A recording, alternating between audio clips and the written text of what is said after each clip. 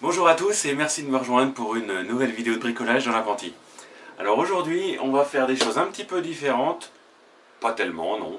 La dernière fois on a fait un tour avec un moteur de tondeuse à gazon et un entraînement direct par le moteur. Là je voudrais quand même essayer de voir ce que ça peut donner avec le moteur de Touret que vous avez vu dans une précédente vidéo et un petit jeu de poulies et courroies pour faire une réduction et voir s'il y a toujours suffisamment de force pour l'entraînement. Pourquoi je veux faire ça? Parce que le moteur du Touret est quand même franchement silencieux et franchement discret. Donc, bon, si on trouve une solution pour l'utiliser pour quelque chose qui ne nécessite pas trop de puissance, après tout, c'est pas mal. Les deux courroies dont je dispose, ce sont deux courroies caoutchouc cylindriques d'à peu près 5 mm de diamètre et d'environ 50 cm de longueur totale. Je vais utiliser ces courroies et fabriquer deux poulies pour permettre l'entraînement de quelque chose par le moteur du Touret. Donc on va faire une toute petite poulie d'environ 2 cm de diamètre et une plus grosse d'environ 5, 8, peut-être 10 de diamètre, histoire d'avoir une réduction entre le moteur du Touret et ce qu'on va entraîner. C'est parti! Alors suite au travail d'avant-hier, où on avait fait des petits galets d'entraînement en assemblant des petites planches et en les tournant, là voilà, normalement le séchage est fini, donc je vais les démouler une par une et vous montrer ce que ça peut donner. Donc en voilà une. Donc on a trois petits galets qui ont le bon goût d'être à peu près ronds et de tourner à peu près droit. Deux gros et un petit. Alors le petit est légèrement arrondi, c'est pour faciliter le guidage de la bande à poncer. Ça ne rentre plus, donc je suis bon pour remettre un coup de perceuse. Dans le deuxième, ça ne rentre plus dès le début, super. Putain, je suis vraiment pas doué quand même. La prochaine fois, ce qu'il faudra que je fasse quand je veux faire des choses de ce type-là, première étape, on les pré-coupe.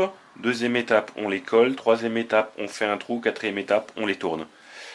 Voilà. Ça me paraît être la bonne manière de faire pour la prochaine fois. Et sans surprise, celui que j'avais laissé sur la tige est totalement indéplaçable. J'ai essayé de taper dessus, mais à mon avis, c'est le bois qui va s'éclater avant de s'enlever de la tige. Donc ça fait que j'ai un galet d'entraînement qui est quand même bien fixe. L'avantage, c'est que je pourrais quand même couper la tige filetée à peu près à la distance que je veux. Et je pourrais utiliser le morceau comme un galet d'entraînement.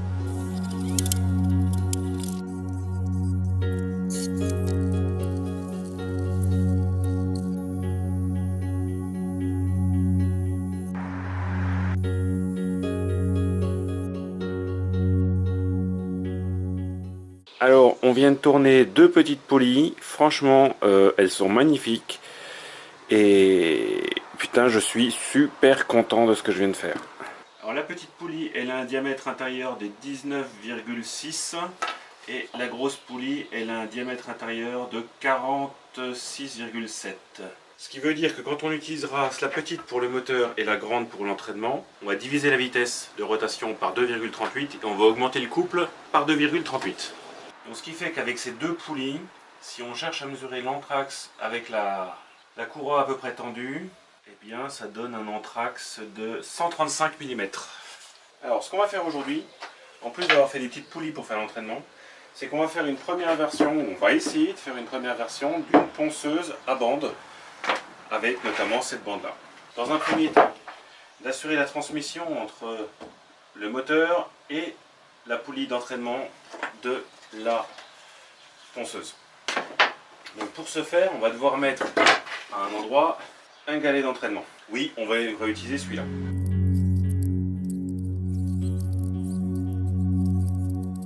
Ce qu'on est en train de faire, c'est construire deux supports rotatifs qui vont tenir la plateforme. Ce qu'on met dedans, ce sont des roulements à billes de 22. Pour faire le trou, vu que j'ai une mèche de 20 qui est aiguisée et une mèche de 22 qui est une sous-merde que j'ai achetée chez Leroy Merlin, marque Dexter, qui est vraiment pas top. En tout cas, elle n'est pas aiguisée, ça c'est quasiment sûr.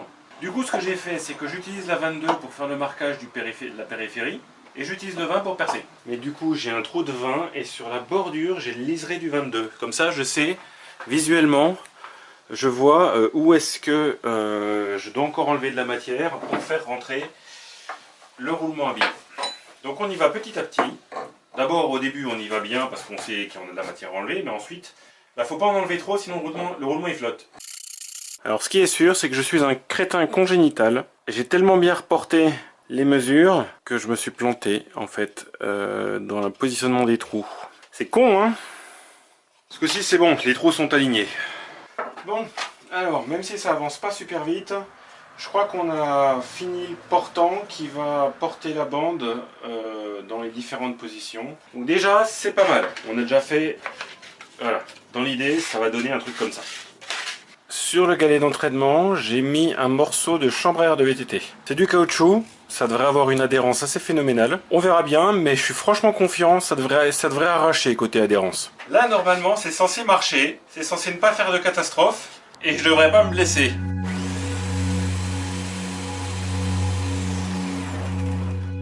Ok, donc déjà, il y a un couple d'entraînement qui est relativement fort.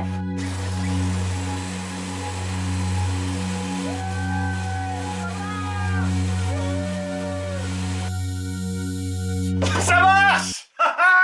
Ça sent un peu le cramé. Donc le deuxième élément qui fait sûrement cette odeur de feu, enfin de cramé, c'est... là on voit des traces de chauffe et de brûlé, c'est que ces roulants ne tournent pas suffisamment bien visiblement lorsqu'elles sont entraînées par la bande. On va mettre une couche de chambre à air de vélo. Je viens de découper 4 petites entretoises et voilà le résultat. On a mis de la chambre à air sur chacun des boudins de la plateforme et on a rajouté entre chaque boudin et les bâtis des entretoises. Bon ben on va refaire un essai. Alors ça marche toujours et on sent qu'on a effectivement une meilleure adhérence je pense dans l'entraînement des galets. Par contre ce qu'on a vu tout de suite c'est que de notre côté l'enchâssement des roulements à billes dans le bois par leur simple pression naturelle n'est pas suffisante. Donc ce qu'il va falloir faire, c'est prévoir. Alors ce qu'il va falloir prévoir, c'est une force de maintien qui maintiendra à distance les deux parties ici du montage. Allez, un nouvel essai.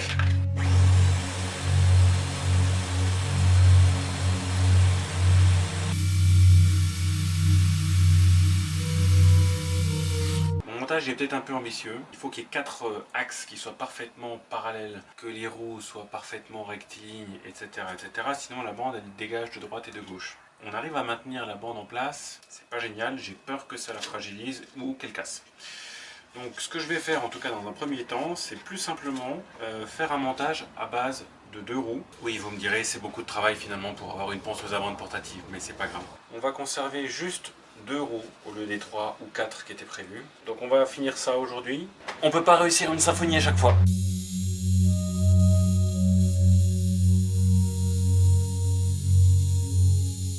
Alors comme vous pouvez le voir, ça marche, hein, j'ai poncé les coins de ce bout de bois. Les petites roues d'entraînement qui sont usinées à la main, sans aucune rigueur, etc. Bah forcément ça montre ses limites parce qu'elles sont pas planes, elles sont pas rectilignes. Je pense que la seule solution que je pourrais avoir pour faire quelque chose de satisfaisant, c'est soit de faire un bâti monobloc avec des plaques, plutôt que d'avoir un ensemble de colonnes et de pièces mobiles.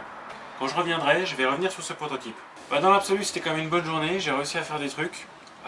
Ça s'entend peut-être pas autant de ma voix, là je suis désolé mais je suis un peu déçu, je pensais réussir à faire quelque chose.